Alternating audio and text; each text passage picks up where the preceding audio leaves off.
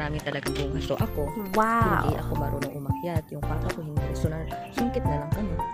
Kasi nga wala kaming boy. Siyempre walang hindi umakyat. Hindi naman ako marunong umakyat na. No, bata lang ako marunong ako umakyat. Kahit sa pinaka dulo, kayang-kaya ko yun. Pero ngayon malaki na, hindi ko na kaya. Bigat na ng katawan ko. So bata ko, kahit saan naakyat ako. Makakain lang ng prutas. But now, no, hindi na. Pag lumalaki ka, hindi na talaga kaya. Babae ka rin, diba? Ayan.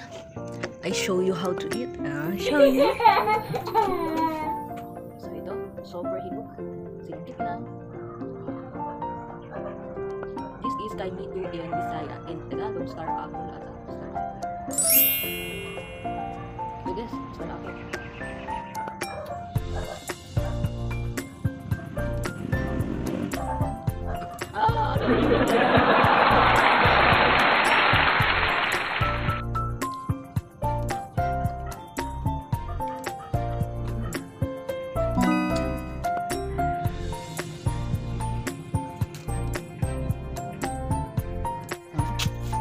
So itong pagkain na to, tagal na to dyan.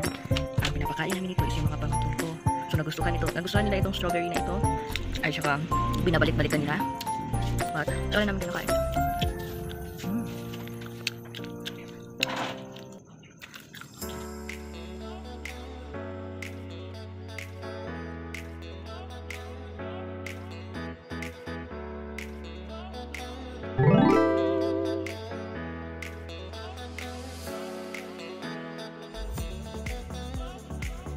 Ngayon, kakain tayo ng guwaga. Wow!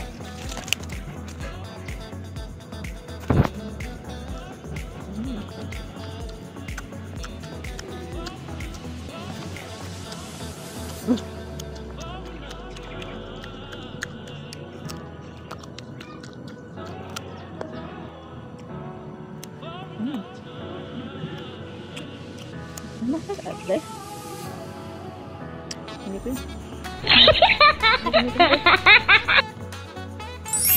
So ngayon magluluto tayo ng ulam na pang-dinner. So syempre gulay-gulay is life. So kahit nandito tayo sa city, so hindi pa rin natin maggulay-gulay para masustansya ang buhay. So ayan, nakikita nyo naman, napapanood na magluluto ako. So nilasahan ko na nga yan. So para sa pagluluto. Kapag nandito kasi ako sa bahay, puro gulay. Kahit kasi nyo, ng papa ko, hindi niya ng gulay. So kung napapansin nyo, dalawa lang kami kasi yung mama ko malis. Tapos kung napapansin nyo din, wala masyado akong kaming kasama. Wala yung mga ate ko, kuya ko kasi sila na trabaho.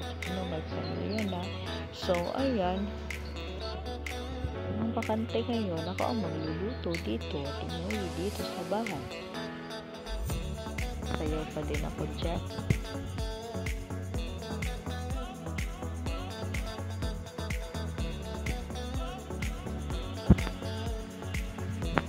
Ano pang gusto kong sabihin na kanilang dalawa para magpapanood din kung bakit kanilang ganyan.